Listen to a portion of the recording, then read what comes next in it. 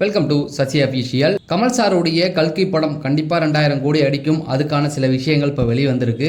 Jailer 2 எப்போ release ஆக போகுது, அதோடைய கிளிம்ஸ் வீடியோ எப்போ ரிலீஸ் பண்ண போறாங்க. ரஜினி சார் ஜெயிலர் 2 படம் பார்த்துட்டாராம். படம் பார்த்துட்டு நெல்சன்ட்ட சில விஷயங்களை நிகழ்ச்சியா பகிர்ந்திருக்காரு. இந்த ரெண்டு விஷயத்தை பற்றி தான் இந்த வீடியோவில் பேச போறோம். நீங்க சினிமா சார்ந்த அப்டேட்கள் தெரிஞ்சுக்கணும்னா நம்ம சேனலை சப்ஸ்கிரைப் பண்ணிட்டு வீடியோ லைக் பண்ணிருக்கேன். இப்போ வாங்க வீடியோக்குள்ள போலாம். இப்போ துரந்தர் படம் பார்ட் 2 வந்து ரிலீஸ் ஆகி சக்க போட்டுக்கிட்டு இருக்கு. கிட்டத்தட்ட ஒரு 1000-1500 கோடி அடிச்சிரும் அப்படிங்கிற மாதிரி பேசிக்கிட்டு இருக்காங்க. இதுக்கிடையில் இந்த படத்தை தடை பண்ண சொல்லி பல விஷயங்கள் போயிட்டு இருக்கு.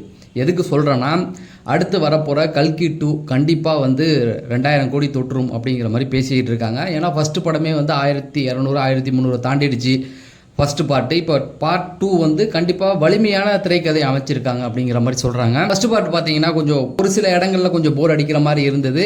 அதெல்லாம் இப்போ சரி செய்திருக்காங்க அப்படிங்கிற மாதிரி சொல்கிறாங்க. ஏன்னா கமல் சார் இதில் வரப்போகிறாரு அப்படின்னும் போது கமல் சார் எப்போவுமே ஒரு சில விஷயங்களை கேர்ஃபுல்லாக வாட்ச் பண்ணுவார். இந்த படத்தில் 10 நாள் 15 நாள் தான் கால் ஷீட் கொடுத்துருக்காரு. ஆனால் படம் ஃபுல்லாக வரப்போகிறாராம்.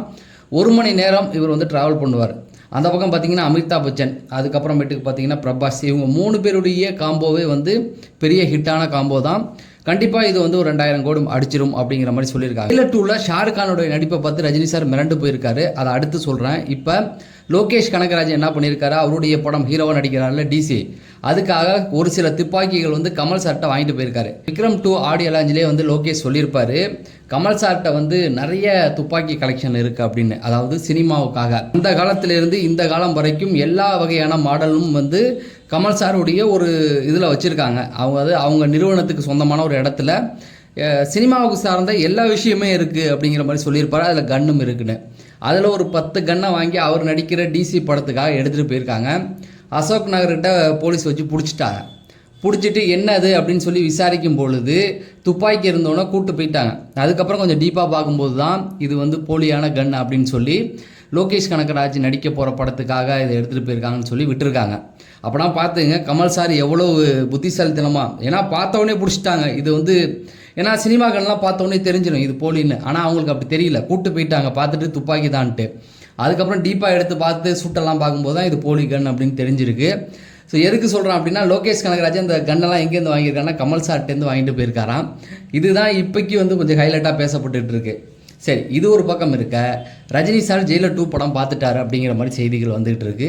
ஜெயிலர் 2 பார்த்துட்டு ரொம்ப மிரண்டு போயிட்டாராம். முக்கியமாக ஷாருக் கானுடைய நடிப்பில் மிரண்டு போயிருக்காராம். ஷாருக் கான் வர இடம்லாம் அதிரி புதிரியாக இருக்கான். அதே போல் வில்லனா எஸ்.ஏ. சூர்யா மிரட்டி எடுத்திருக்கார். நெல்சனை வந்து ரஜினி சார் கூப்பிட்டு கட்டி பிடிச்சே பாராட்டிட்டாராம். படம் பார்த்துட்டாராம்.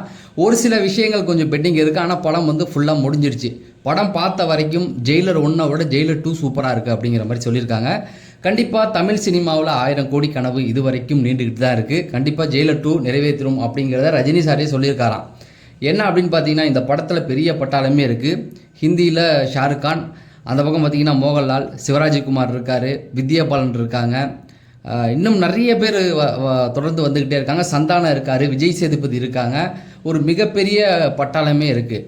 இப்போ நீங்கள் கேட்கலாம், இவங்கெல்லாம் இருக்கும்போது எப்படிங்க படத்தில் ஏதாவது தெரியுமா நமக்கு? ஏன்னா நிறைய கேரக்டர் இருக்குது, பெரிய பெரிய ஆட்களாக இருக்காங்க. அது மட்டும் இல்லாமல் இப்படி கொச்சன்னு படம் ஃபுல்லாக ஆட்களாக இருந்தால் எப்படி இருக்கும் அப்படிங்கிற மாதிரி நீங்கள் கேட்கலாம்.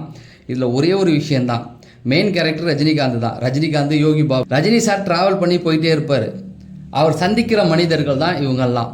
அதாவது ஒரு சில இடங்களில் இவங்களை வந்து அவங்க சந்திப்பார், அவ்வளோதான். அதை தான் வந்து இதில் மெயினாக காமிச்சிருக்காங்க. அதே சமயத்தில் அவருக்கு மெயின் வில்லனாக பார்த்தீங்கன்னா எஸ்.ஏ. சூர்யா இருப்பார் அப்படிங்கிறதையும் சொல்லியிருக்காங்க. ஆனால் இதில் எப்படி ஜெயிலர் 1ல் வந்த சிவராஜ்குமாராக இருக்கட்டும், மோகன்லாலாக இருக்கட்டும், இப்படி வந்தவங்க எல்லாமே அவங்களுடைய கேரக்டருக்கு வந்து ஒரு முக்கியத்துவம் கொடுத்துருப்பாரு. வந்து கைத்தட்டல் வாங்கிட்டு தான் போயிருப்பாங்க. அதே போல் தான் இந்த படத்துலையுமே வந்து மோகன்லால் வரும்பொழுதும் கைத்தட்டல், அதே போல் சிவராஜ்குமார், அந்த பக்கம் பாலிவுட்டில் ஷாருக் கான் வர இடத்துல கொண்டாடுவாங்க அப்படிங்கிற மாதிரி சொல்லியிருக்காங்க. ரஜினி சார் பார்த்துட்டு ரொம்ப நெகிழ்ச்சியாகவே பாராட்டியிருக்காரு. கண்டிப்பாக இந்த படம் வந்து 1000 கோடி அடிச்சிரும் அப்படிங்கிற மாதிரி சொல்கிறாங்க. இந்த படத்தோடைய ட்ரெய்லர் ஏங்க இன்னும் ரிலீஸ் ஆகலை, எந்த அப்டேட்டும் வரல அப்படிங்கிற மாதிரி கேட்டுக்கிட்டு இருக்காங்க.